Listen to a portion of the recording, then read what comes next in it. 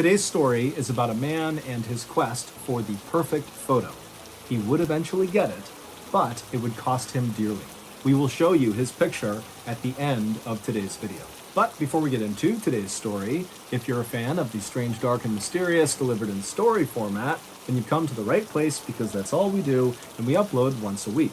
So, if that's of interest to you, please offer to buy the like button a brand new set of AirPods, but just give them regular earbuds with the cords cut off. Also, please subscribe to our channel and turn on all notifications so you don't miss any of our weekly uploads. Okay, let's get into today's story.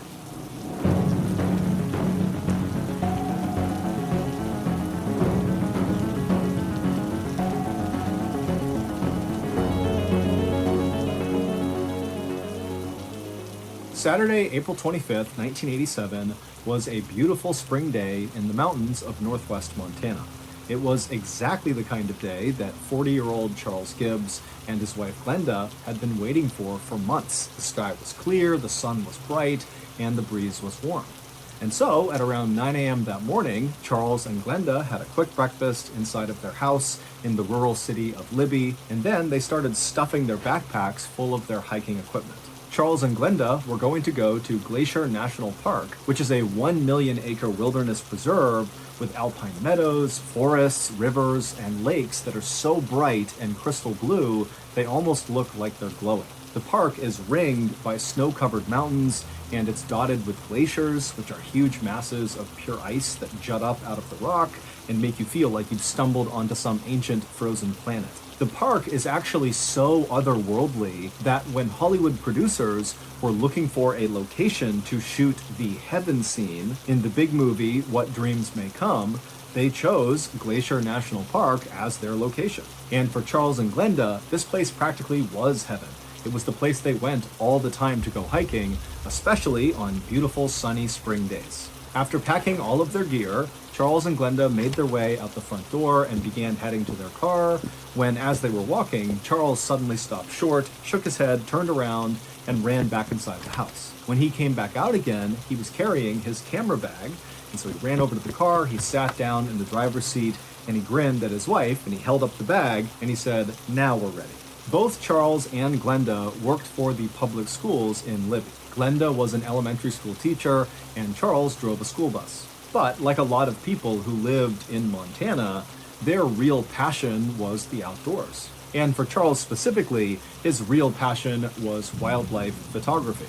He was actually a pretty accomplished amateur photographer. He'd had a couple of photo exhibits locally, and he'd gotten a few of his pictures published in the local newspaper. But what Charles really wanted to do with his photography was get one of his wildlife pictures published in a weekly publication called the Hungry Horse News. The Hungry Horse News was a tiny publication, but they had won a Pulitzer Prize, which is the highest award for American journalism. And the Hungry Horse News was famous for its nature photography. Charles had been submitting his work for years to the Hungry Horse News, but the editor kept rejecting them, telling Charles that his photos were totally beautiful, but they weren't dynamic enough. Nothing was happening in these photos. And so, that morning, on the couple's drive to Glacier National Park, Charles began talking out loud to Glenda about what strategy he was going to use for his photographs during their hike. You know, what route they were going to be on, and what was the best angle to take certain pictures. And as Glenda listened to Charles, she just smiled to herself, because it was like no matter how many times Charles got shot down by the Hungry Horse News, she knew he was never going to give up. And so she loved his determination and just unflappable attitude about his craft. At around 11 a.m., Charles and Glenda pulled off the highway and began heading towards the trailhead where they would start their hike that day, which was located at the base of Elk Mountain on the southern border of the park. The route they had chosen for that day was not one of the most popular at the park, and the reason for that was the trail was really steep, and in certain parts of it, it was fairly overgrown, and so really only the most hardcore hikers would go up this trail, of which there weren't that many. And so Charles and Glenda were used to being on this trail and seeing no one, but they preferred it that way. They loved being alone out in nature. Finally, they reached the gravel parking lot right at the trailhead, and Charles parked their car, and then he and Glenda hopped out. They grabbed their bags, and then began walking on this trail. The first mile of this trail brought the couple out along an abandoned road, and then over some railroad tracks, and then out into this beautiful field full of white flowers. And then the trail really started to get difficult because it basically went straight up the side of a mountain. And as they walked up this really steep part of the trail, Charles was nonstop taking pictures of everything he saw. There were deer and mountain goats, and at some point the couple reached a clearing on this steep section where they could look down and see a lake, and they saw there were beavers hard at work building a dam. And so of course, Charles got a picture of that too. Now, these were the days before digital photography, and so all these pictures that Charles was taking, he couldn't actually see. He needed to go home and develop the film to see if anything he took was worth keeping. But as Charles and Glenda continued their hike up this mountain, Charles was getting more and more excited about some of the shots he was getting. He felt like they were going to be really, really good, and Hungry Horse News was going to finally accept his work. The couple made it to the summit of this trail by early afternoon, and from up there, they had this beautiful panoramic view of all these jagged mountaintops that were covered in snow, separated by these huge valleys and prairies, and Charles and Glenda were the only ones up there, and so they had this unbelievable view all to themselves. And so the couple would eat the lunch that they brought with them while sitting on this rocky outcropping, kind of looking out over this stunning view, and then when they were done, they packed up their stuff and began heading back down, because they knew they wanted to get off of this trail and out of the park before sundown. It was just about 5 p.m. when Charles and Glenda had reached the final slope of this steep section of the trail, and they were getting closer and closer to that big open field with the white flowers. And as they're going down this last section of steepness, Charles suddenly grabs Glenda and stops her and puts his fingers to his lips, and then turns around and points behind him. Charles was visibly excited about whatever he was pointing at, but when Glenda looked in the direction he was pointing, she couldn't see anything, but she obviously knew that whatever he was pointing at, Charles wanted to take a picture of it. Now, Glenda by this point was really tired from hiking and just wanted to go back to the car and go home. I mean, after all, Charles had taken dozens and dozens of pictures that day. Like, we don't need to get one more. And so Glenda would look at Charles impatiently, basically suggesting, like, come on, we can come back another time. But Charles didn't budge, and he looked at her like, please, I want to get one more photo. And so Glenda kind of did one of these and was like, okay. And Charles said, thank you, I'll meet you at the car. And so Glenda stood there and watched as her husband got his camera out, turned around, and began slowly making his way back up the trail. And again, Glenda's looking, she can't see what he's going to take a picture of, but she figured, he had his plan. And Glenda, she turned around and began heading back down towards the car.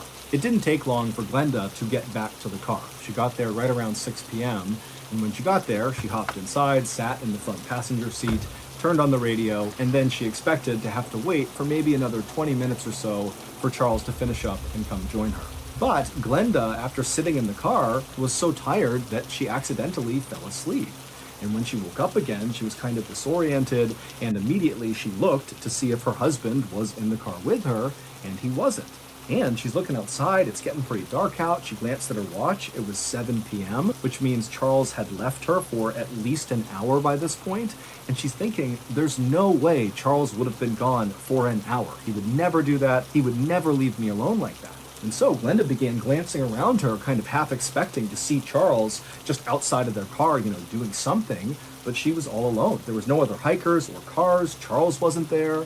And so starting to panic, Glenda got out of her car and began hustling back onto the trail to go look for Charles. And so she's yelling for Charles, she's looking around, it's getting darker and darker, and there's no sign of Charles. He's not calling back to her, it's just totally silent. She walks along the abandoned road, she reaches the railroad tracks, she gets into that meadow with the white flowers, and still there's no sign of Charles. And she gets to the base of that steep section of the trail, and she's looking up at all these trees and how dark it was getting, and she's thinking to herself, if Charles is in trouble somewhere up there, there's no way I can help him by myself in the dark with no equipment, no one knows I'm here. I mean, this is an emergency and I need help. And so Glenda would scream a few more times for Charles, and after not hearing any response, she turned and ran all the way back to her car. She turned it on and she drove to the nearest ranger station.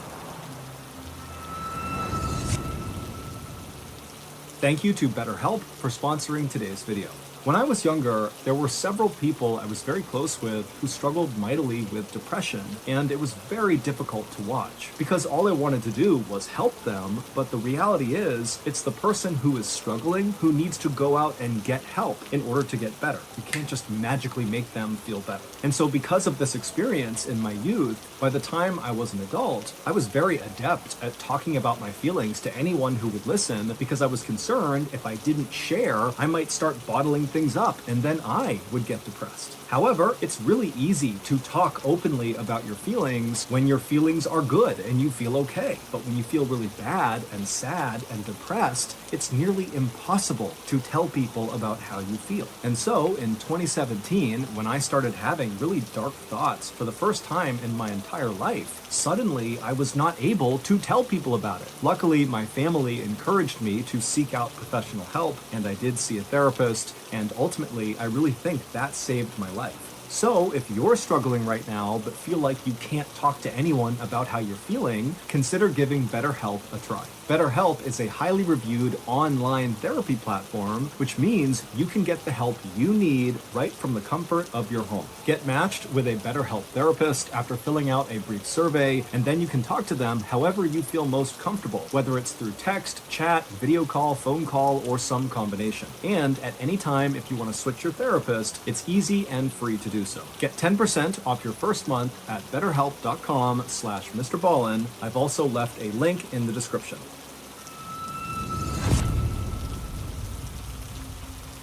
When she got there, she ran inside and immediately told the ranger where her and Charles had been, which trail they were on, and where roughly they were on this trail when she had gone to the car and Charles had turned around and gone uphill to take a picture of something. And as Glenda told the ranger all these details about where they were inside of the park, he really started to look worried. And when Glenda was done explaining, he told her that yes, we need to go right now and look for your husband, but I can't have you on that trail. It's too dangerous. And so this ranger had Glenda wait at the ranger station, and the ranger, by himself, headed back to the trailhead to go looking for Charles. And so the ranger, he gets to the trailhead, he hops out, he's got a rifle and a flashlight, and he begins walking along this trail, and by now, it's dark out. And so he's looking straight ahead with his flashlight and scanning side to side. He's calling out for Charles, and he's walking this trail. He gets all the way across the train tracks, through the meadow, and he gets to the steep section, and he actually begins going up this part of the trail until roughly the area where Glenda had described Charles going one way and her going back down. And when he got there, there was no sign of Charles, and so the ranger just took his rifle and fired 3 shots into the air, hoping that that might get Charles, if he was in the area, to hear him and call out or do something to indicate where he had gone. But after firing his gun, the ranger heard nothing. By this point, it was approaching midnight, it was totally pitch black outside, and the ranger knew that at this point, Charles was missing, and they really needed to organize a true search party to try to find him. But they would have to do that the next morning when they had light again. And so the ranger called out a few more times for Charles, and after not hearing anything, he reluctantly turned around and made his way back to his truck and drove back to the ranger station, where he would tell Glenda that he could not find her husband and they would now have to wait for sunrise. At sunrise the next morning, 20 searchers arrived at the trailhead where Charles and Glenda had been, and these searchers had dogs, and all the dogs had Charles's scent from some clothes that was in Glenda's car. And so this big search team very slowly and methodically began moving down this trail. And so they went across the abandoned road, over the train tracks, through the meadow with the white flowers. They got to the steep section of the trail, and they got all the way up to that point where Charles and Glenda had separated, and Charles had gone uphill to do whatever he was going to do. And it was at that point on the steep section that one of the searchers' dogs picked up Charles's scent and took off running uphill. And the searcher, whose dog this was, took off running after the dog, and the dog, it went up for a little while, up the steep rocky outcropping, and then it turned and began going down again until it reached a different meadow, so not the same one they walked through with the white flowers. This was farther away to the right, and in this meadow, the dog, who still very much had the scent, began to slow down, and it went straight for this tree. It was kind of a standalone tree right at the base of this steep section, and this tree had low hanging branches, maybe 5 feet off the ground, and the dog went right up to the tree, and then it stopped for a second, and the searcher by this point had caught up to the dog, and so he's looking at this tree, and he sees the ground looks really disturbed, and there's deep gouges in this tree, and then the dog went around this tree and sprinted another 50 feet or so, and then stopped, like it had found something. And when the searcher caught up to his dog, he looked down and he found what they feared the most. It was Charles, and he was deceased. His body was totally mangled, his arms and legs were eaten away, there were deep cuts and gouges all over his body, and there was a blood trail from Charles all the way back to this tree. Also, just a few feet from Charles's outstretched hand was a camera, Charles's camera. Now, it was obvious that something horrific had happened to Charles, and there were clear signs of a struggle that took place near this tree, and then also over here where he was found, there were clear marks on the ground that there was some sort of fight that happened right here. But, interestingly, Charles was carrying a gun, but it appeared that he did not unholster it and he didn't fire it. Instead, it almost looked like whatever was happening to Charles, he refused to put his camera down, which is why it was so close to his hand when he finally died. And so it was decided that the only way to determine what happened to Charles would be to develop his camera, to figure out what he was taking pictures of before he died. And so authorities would send off Charles's camera roll to be developed, and 2 weeks later, when they got it back, they couldn't believe what they saw. The photos very clearly told the story of what happened to Charles. This is what happened after Charles left his wife on that trail. When Charles stopped his wife and signaled to her that he wanted to take one more picture up the trail, he had found a photographic opportunity of a lifetime. The warm spring weather that had drawn Charles and Glenda out of their house to Glacier National Park had also woken the grizzly bears in the park from their hibernation. And what Charles had seen up the trail was a mother grizzly bear and her 3 cubs. The first few photographs that Charles would take of these bears were shot from a good distance away, and it just showed the mother bear and her 3 babies just kind of sauntering around the rocks, not really paying any attention to Charles. To Charles, grizzly bears were the most majestic creatures in nature. He didn't just love them, he viewed them as if they were sort of magical in some way. He was always going to local town meetings to speak about grizzly bears' beauty, and we needed to defend their natural habitat. As such, anyone who knew Charles knew about his passion for grizzlies. And while of course Charles knew that grizzly bears were dangerous, he also thought that the bears, who were very smart and sensitive, could sense his own very gentle and protective feelings towards them, and so if he was around them, they would never perceive him as a threat. Charles had taken some very good photos of other bears, black bears, but he had never taken what he called the definitive grizzly bear photo. And it was going to be this definitive grizzly photo of the mother and her 3 cubs that would finally get him a spot in the Hungry Horse News publication. As Charles took more and more photos of these bears, you could see in the photos that Charles was getting closer and closer and closer to this mother bear and her cubs. It was obvious that he was tracking them, even as the mother bear and the cubs were clearly trying to walk away from him. Finally, when Charles got about 50 feet away from this family of grizzly bears, he must have kicked a rock or stepped on a twig that broke that startled the bears. And so the second to last photo that Charles would take of this family shows the mother bear very clearly turning around to look at Charles, and she's making perfect eye contact with him, as is one of her cubs. Charles would take one more photo, and in this photo you can see the bears are not just staring at Charles, they are running towards him, they are charging him. And it was likely after taking this photo that Charles realized the danger he was in. At this point, Charles tried to make a run for it by running down the side of this mountain. He got down to that tree with the low-hanging limbs, and he attempted to climb up into it, maybe hoping he could get one more picture of this bear if they would just leave him alone. But the mother bear and her cubs, they came charging down. They saw him up in the tree, and the mother bear began climbing into the tree, and she reached Charles. Now, she likely weighed about 400 pounds, and when mother grizzly bears are defending their young, they are absolutely merciless. And so she must have grabbed him or bit onto him and yanked him from the tree. And Charles somehow, after being pulled to the ground and getting slashed and bit by this bear, He managed to break away from her, as we can tell from the blood trail, and he made it about 50 feet away from this tree before the bear chased him down again, jumped on top of him, and killed him. When authorities figured out that Charles had managed to briefly get away from this mother grizzly bear and made it 50 feet away from her, they wondered why he hadn't pulled out his gun and shot at the bears to defend himself. But Charles's wife, Glenda, said it made perfect sense that Charles had not tried to harm this grizzly bear or her cubs. He loved grizzly bears, and he would never dream of leaving these 3 cubs without their mother.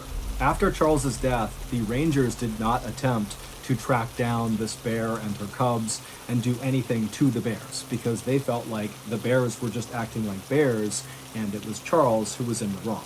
And Charles's family and friends would say that is a decision that Charles would definitely support. Charles's photos of the grizzly bear family were published in the Hungry Horse News alongside an article about his death. So that's going to do it. If you enjoyed today's story, be sure to check out our podcast. We have over 100 episodes. Many of them are exclusive to the podcast, so you can't get them on YouTube. The podcast is just called the Mr. Ballin Podcast, and it's available exclusively on Amazon Music.